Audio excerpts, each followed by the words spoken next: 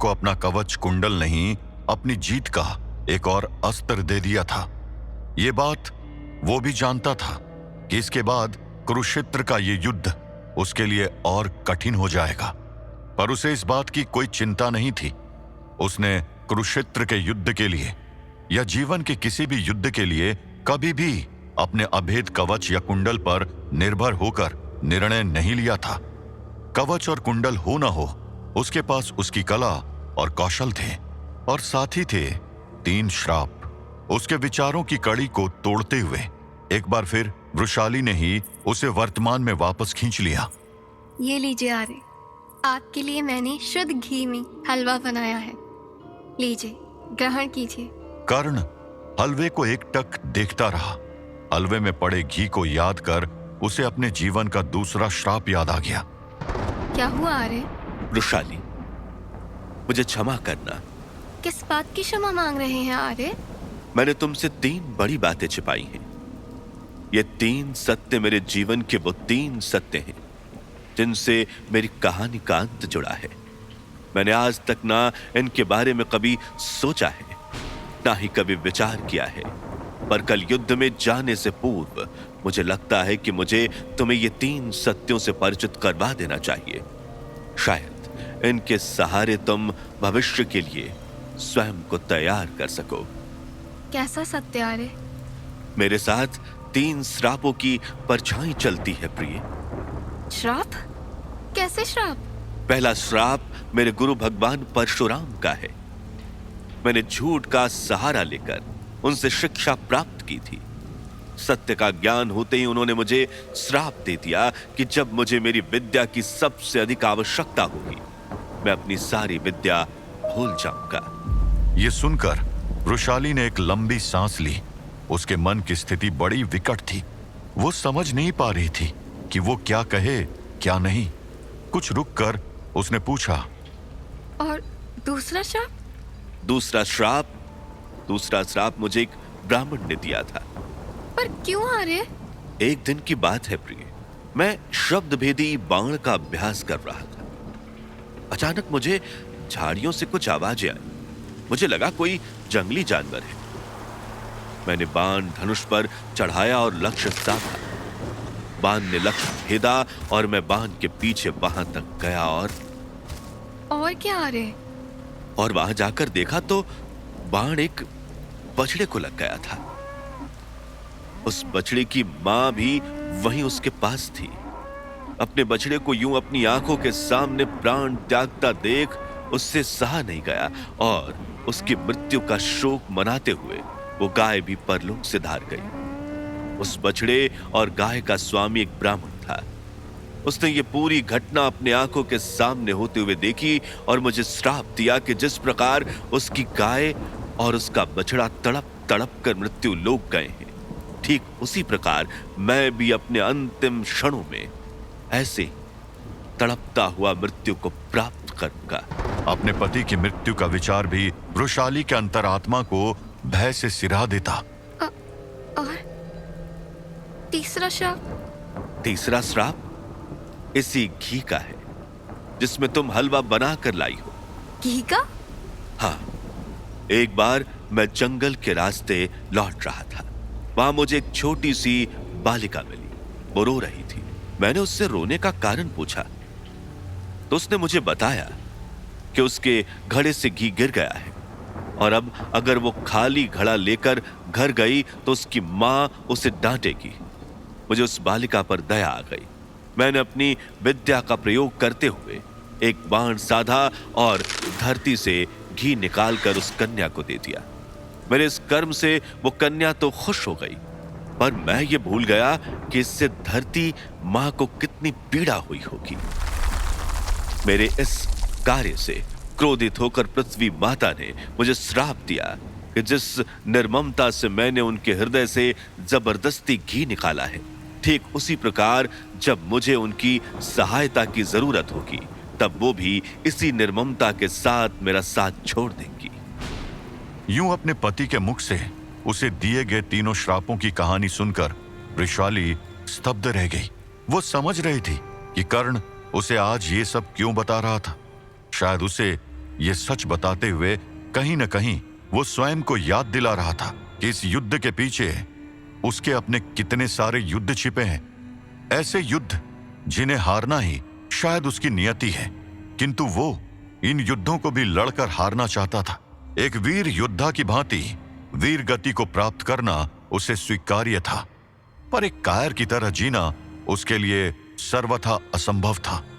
वृषाली ने स्वयं को संभाला और फिर कहा, ये श्राप नहीं वरदान है आर्य, वो वरदान जिनके सहारे पूरे संसार को वीरता का सही अर्थ पता चलेगा। ये युद्ध जो दिव्य अस्त्रों और नीतियों के साथ होगा, इस युद्ध में एक योद्धा ऐसा भी होगा जो नियति से लड़कर विजय के लिए प्रयास करेगा। मेरी बात ध्यान से सुने आर्य। कल जब आप युद्ध भूमि के लिए प्रस्थान करेंगे तो ये 3 श्राप आपके साथ नहीं जाएंगे। ऐसा समझिए कि ये आपकी वो पूंजी है जो आपने मुझे सौंप दी है। कल युद्ध भूमि के लिए अंगराज परशुराम शिष्य सूर्यपुत्र कर्ण प्रस्थान करेंगे और अपने साथ सिर्फ अपनी वीरता, अपना शौर्य और अपने शस्त्र लेकर जाएंगे। वचन दीजिए आर्य। वृषाली की बात सुनकर कर्ण में एक अलग साहस का संचार हुआ। कर्ण तो फिर भी जन्म से क्षत्रिय था, स्वयं भगवान परशुराम से उसने शिक्षा ग्रहण की थी। पर वरुशाली, वो तो एक साधारण और सरल सी स्त्री थी। पर जब से उसने कर्ण का हाथ थामा था, तब से उसने हर उन गुणों को अपना लिया था जो एक क्षत्रिय में होने चाहिए। आज कर्ण के लिए उसकी पत्नी से बड़ा बल कोई नहीं था। लीजिए, अब हलवा खाइए। पहले मैं गंगा तट पर संध्या पूजा कराऊं। इतना कहकर वो शीघ्र ही अपने रथ पर सवार होकर गंगा तट की तरफ बढ़ चला।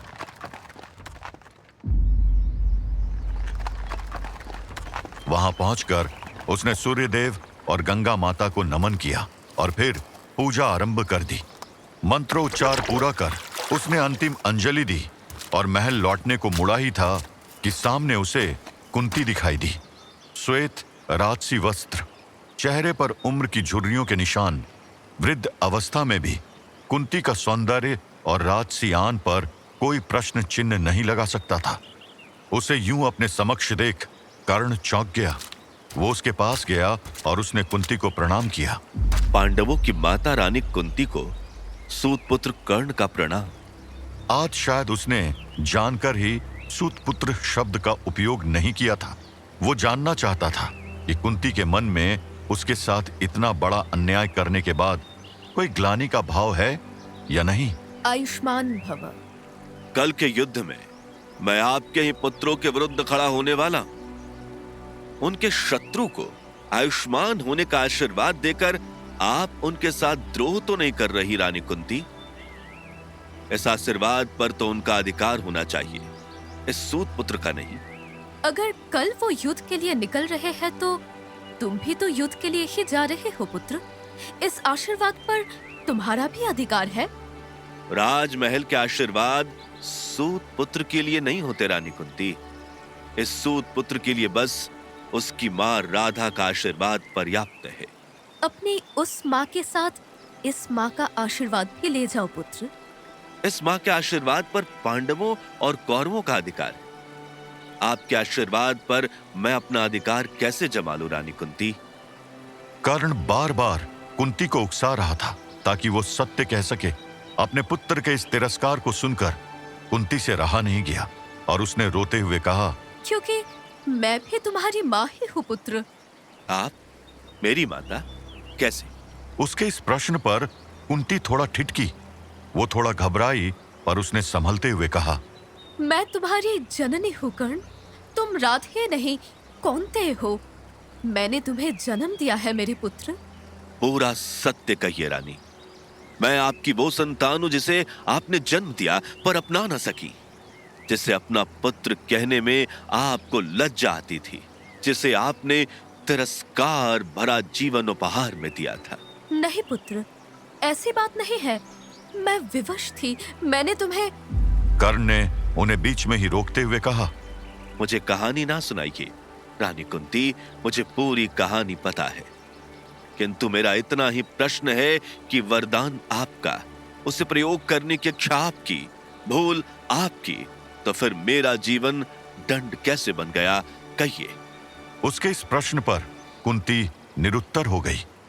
वर्षों की ग्लानि और ममता का बांध जैसे आज अपने बच्चे के प्रश्नों के समक्ष टूट गया। वो फूट फूट कर रोने लगी। उसे समझ नहीं आ रहा था कि वो अपने पुत्र को कैसे विश्वास दिलाए कि उसके मन में अपनी संतान के लिए सिर्फ और सिर्फ प्रेम था, और प्रेम। नहीं पुत्र, मुझे क्षमा कर दो। अपने इस माँ को क्षमा का दान दो दानवीर कर्ण। हाँ, मेरी नादानी तुम्हारे जीवन का कांटा बन गई, मानती हूँ, पर अपनी इस माँ की मजबूरी समझो पुत्र। मुझे क्षमा कर दो। क्षमा?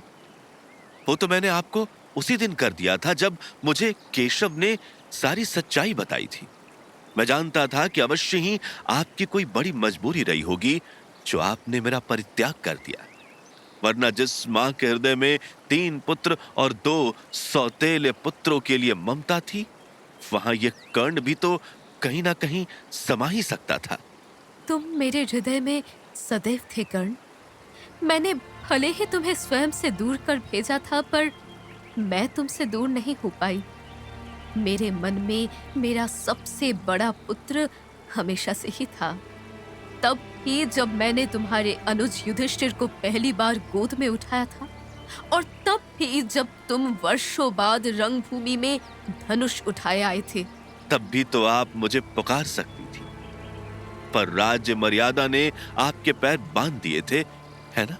कर्ण की बातें कुंती के अंतरात्मा को कचोट रही थी।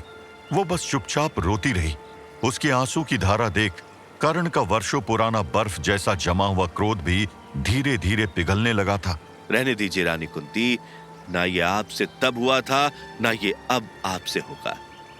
तो बेहतर है कि आप मुझे राधेय रहने दें और आप 5 पांडवों की माता बनकर सहर्ष जीवन व्यतीत करें। नहीं पुत्र, ऐसा मत कहो। मैं तो यहाँ तुम्हें लेने आई हूँ। मुझे लेने?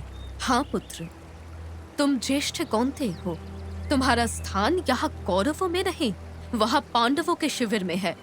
चलो मेरे साथ उस शिविर में चलो।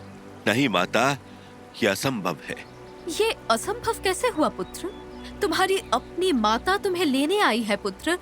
क्या तुम उसका मान भी नहीं रखोगे? माता? कैसी माता? दुनिया के लिए आपकी 5 संतानें हैं। अब ये 6ठी संतान कहां से आई?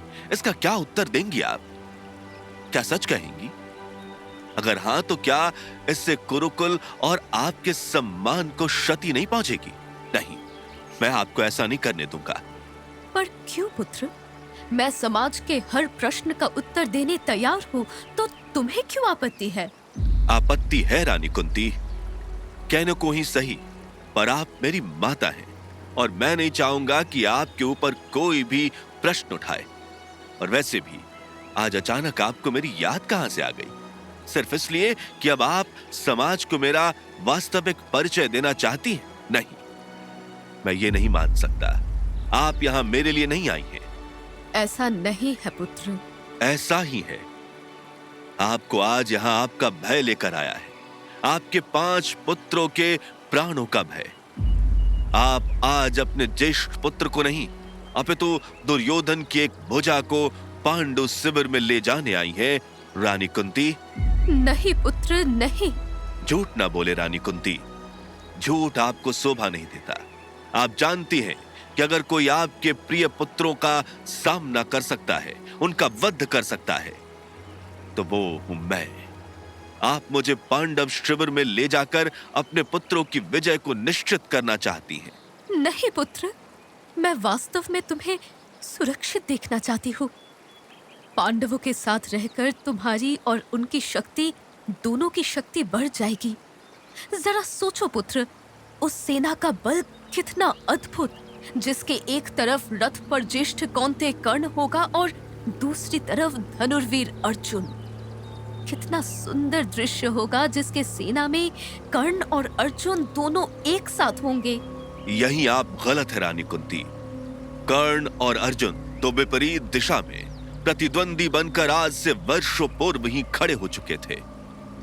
अब उनके लिए एक सेना में एक साथ युद्ध करना असंभव है, असंभव। कर्ण के मुंह से ऐसी बात सुनकर कुंती के हृदय के दो टुकड़े हो गए। उसने कुछ कहना चाहा, पर उसके मुख से आवाज ना निकली। उसने चाहा कि वो कर्ण को रोके, पर कहीं न कहीं वो जानती थी कि अब देर हो चुकी है। वास्तविकता तो ये है रानी कुंती कि इस संसार के लिए आपके 5 पुत्र हैं, और क्योंकि आप मेरे पास संध्या पूजा के बाद आई हैं, तो मैं आपको उदास नहीं भेज सकता।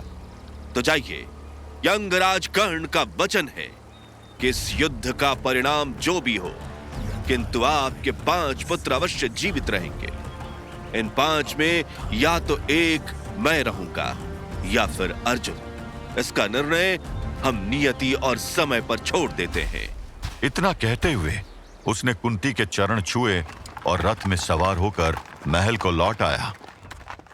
महल आते ही उसने तेज कदमों से वृषाली के कक्ष की ओर का रास्ता तय कर लिया। वृषाली के कक्ष में प्रवेश करते ही उसने देखा कि वो वहां बैठी नारायण सेवा कर रही थी। उसे देख कर्ण थोड़ा ठिठका और फिर चुपचाप उसके निकट जाकर बैठ गया। यूं अपने पास होती हलचल से वरुशाली का ध्यान टूट गया। पास बैठे कर्ण के चेहरे पर क्रोध, चिंता, दुख और ग्लानि के भाव देख वो समझ गई कि गंगा किनारे अवश्य कुछ ऐसा हुआ है जिसने कर्ण को परेशान कर दिया है। उसने हाथ में प्रसाद लेते हुए कहा, ये लीजिए आर्य, प्रसाद खाइए, इससे आपका मन शांत होगा।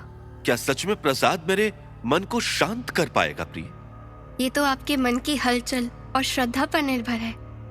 ये देखिए आर्य, ये नारायण की मूर्ति है जो सदैव मुस्कुराती रहती है, पर ये संसार के पालक हैं, पर इनके चेहरे पर कभी उदासी नहीं छाती है। वो इसलिए कि ये ईश्वर है। यदि ये मानव होते तो अवश्य ही व्याकुल होते। ऐसा नहीं है आर्य, शायद वो इतने व्याकुल भी नहीं होते। जानते हैं क्यों? क्योंकि उनके मन में कोई भी बात छिपी नहीं रहती है। वो जो सोचते हैं वही करते हैं। तो फिर मैं ऐसा क्यों नहीं कर पा रहा हूं? शायद इसलिए कि आपको अपने निर्णय पर पूरा विश्वास नहीं है। विश्वास कैसे नहीं होगा? वो मेरे अनुज हैं, मेरे भाई। मैं उनका अहित कैसे चाह सकता हूं? पर फिर भी मैं मेरे मन से अर्जुन के प्रति जो प्रतियोगिता की भावना है उसे खत्म नहीं कर पा रहा हूं। अब वरुशाली समझी कि बात क्या है। आप पूरी बात बताइए आर्य कि क्या हुआ है, किसने आपको यूं परेशान कर दिया है? वरुशाली के आग्रह पर कर्ण ने कुंती से भेंट की सारी कहानी सुनाई। वरुशाली मौन रही। फिर उसने कहा, जितना बड़ा सच ये है कि पांडव आपके भाई हैं, उससे भी बड़ा सच आपके जीवन का संघर्ष है आर्य। और उस संघर्ष में कहीं ना कहीं अर्जुन की भूमिका रही है। समय समय पर आप दोनों के मध्य जो भी चुनौतियां रही हैं, आप उन्हें यूं ही भुला नहीं सकते। हाँ, मैं समझती हूँ कि वो आपका छोटा भाई है, पर छोटा भाई बनने से पहले वो आपका प्रतिद्वंदी बन चुका था। तो अब वही करिए जिसके लिए आपने वर्षों तपस्या की है। आपने अपना निर्णय स्वयं कर लिया है आर्य, और उस निर्णय का फल है माता कुंती को दिया गया वचन। तो बेहतर होगा कि अब आप उस वचन का पालन कर युद्ध में अपनी निष्ठा एक तरफ बनाए रखें। मेरी निष्ठा तो दुर्योधन की तरफ ही है। जानती हूँ, पर ये जो बार बार आपका मन विचलित हो रहा है, इसका प्रभाव आपके युद्ध पर पड़ेगा। माता कुंती से भी आपका बिछड़ना भी नारायण की इच्छा थी। वर्षों बाद अपने भाइयों से यूं मिलना भी नारायण की इच्छा है। तो अब आप अपने धर्म का पालन करें। ये समझ लें, आगे जो होगा वो नारायण की इच्छा से ही होगा। वरुशाली की बात कर्ण को उचित लगी। सही कहा तुमने। मेरा यह जीवन नारायण इच्छा से ही चला है। आगे भी जो होगा वो उनकी इच्छा होगी। मैं अपने वचन के अनुसार अपने बाकी भाइयों को तो जीवन दान अवश्य दूंगा, पर अर्जुन मेरे लिए सदैव प्रतिद्वंदी रहेगा, सबसे पहला प्रतिद्वंदी। अब ये देखना है कि कुरुक्षेत्र के इस युद्ध में मेरे विजय धनुष और अर्जुन के गांडीव के बीच विजय किसकी होगी।